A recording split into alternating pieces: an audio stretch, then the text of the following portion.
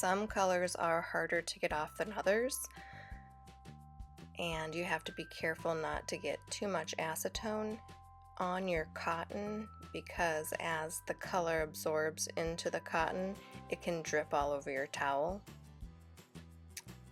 And if you have too much nail polish, as the nail polish on the nail plate dissolves, it'll run and get underneath the nail just like it did on this middle finger, and then you've got to clean underneath the nail plate.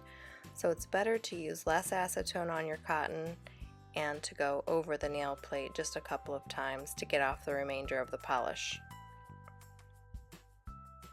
So this is the finger that has that discoloration on it, and just to glance at it, it doesn't look like it has a problem, but it does have a big problem. It's separated all throughout the nail.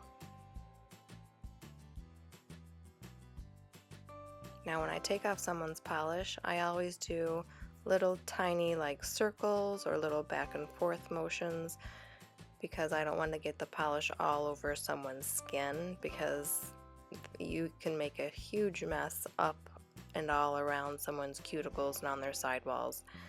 So you just want to try to stay compact and in a little teeny tiny area. So during the process of removing the polish, I'm always inspecting their nails. I start looking for any lifting around the edges. I make mental notes, so when I go back with my nippers, I know exactly what my steps are so I can get done in a timely fashion.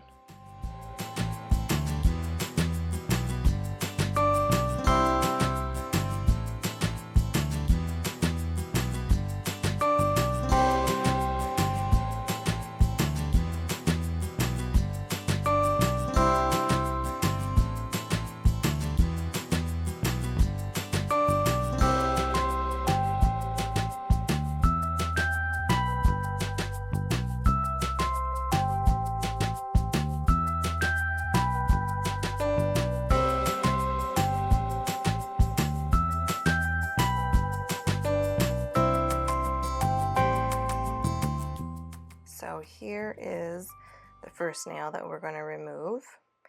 You can see it came off pretty easy once I got the edge of my nipper underneath of it, but at first glance it didn't really look lifted. You could just see this strange color underneath of it, and there's a difference between a green spot and then food stains that get in between the nail plate and the acrylic. It starts with separating the free edge of the nail from the acrylic at the end, and then it works its way back.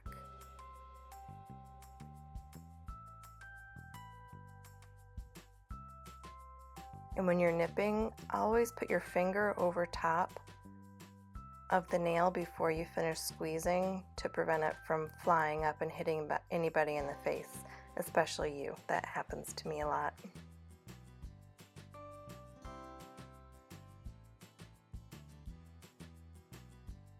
And here's that other nail.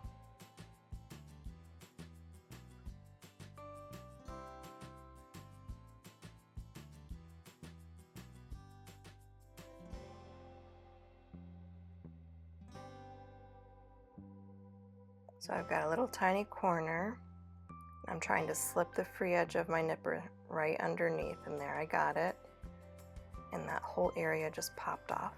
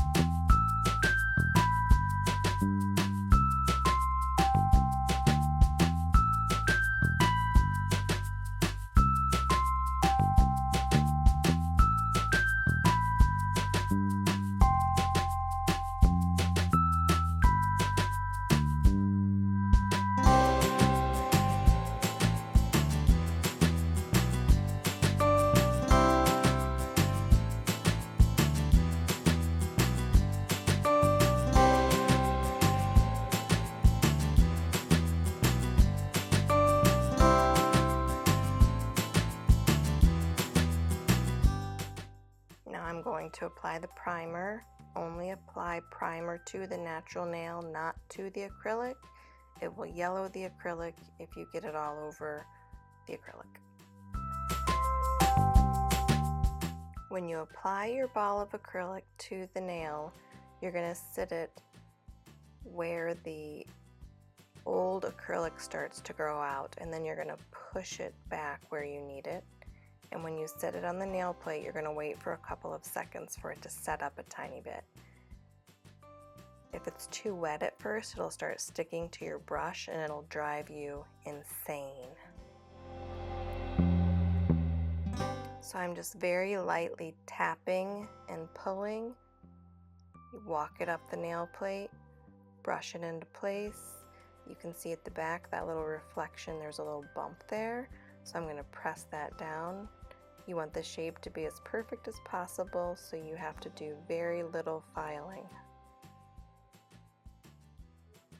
You want the primer to be wet when you apply the acrylic, so the acrylic has the best chance of adhesion. So apply a tiny bit more and then apply your ball of acrylic.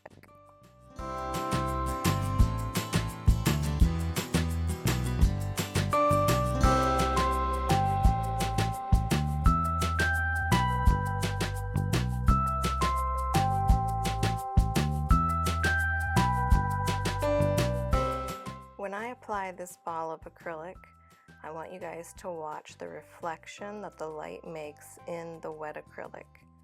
You'll be able to see where there's little divots and lumps and bumps and the unevenness. And as it begins to dry, I'm going to start tapping it and working it and making sure that all of those lumps are gone. And at the end, I'm going to go really slow and press a little bit harder to smooth everything out.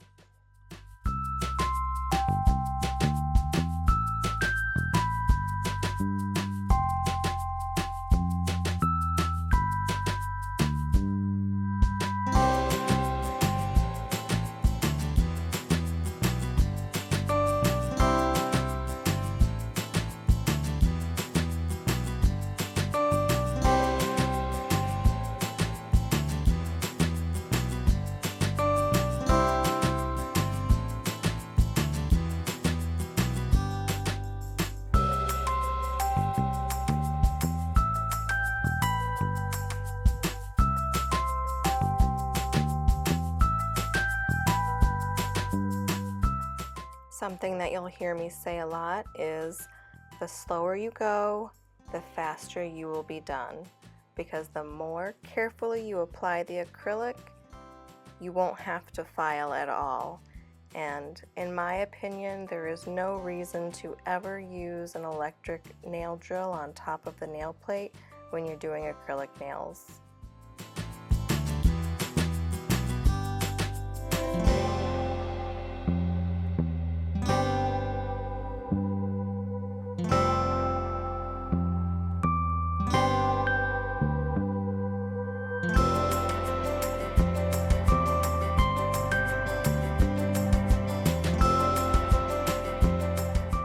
Before you start to file, I always use my fingernail to pull down the skin around the nail plate to make sure that nothing's adhered to the skin, and then go along the side walls, the free edge, go around the cuticle.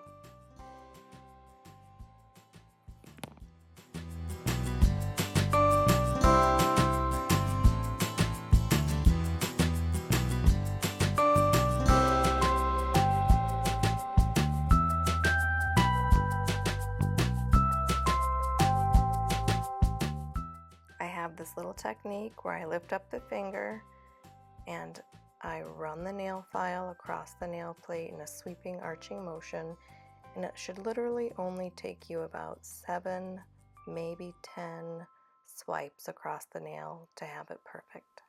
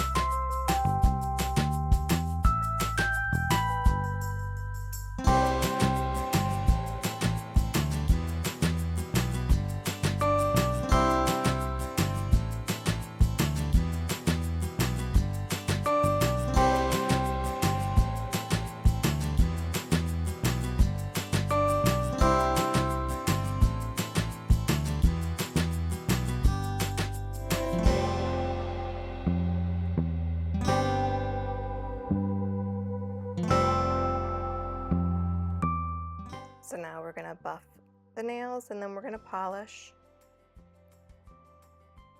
This isn't one of my favorite buffers. I really like the buffer boards, the files in the 240 grit. But occasionally when I can't find them, I have to have a substitute. So these do just fine.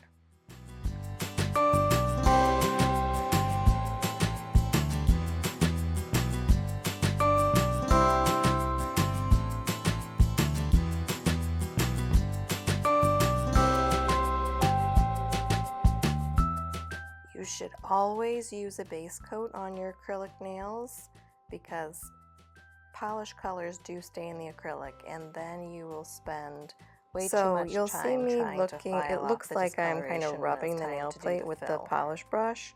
I'm just scooting it back to the cuticle line, because when you sit the nail polish brush on the nail plate too close to the cuticle, you're going to get a big blob of polish back there. So I sit it on the nail plate and then I scoot it backwards so I can get as close to the cuticle as possible without getting it a big blob all over it. You want your polish to dry fast, so you want your layers to be super, super thin.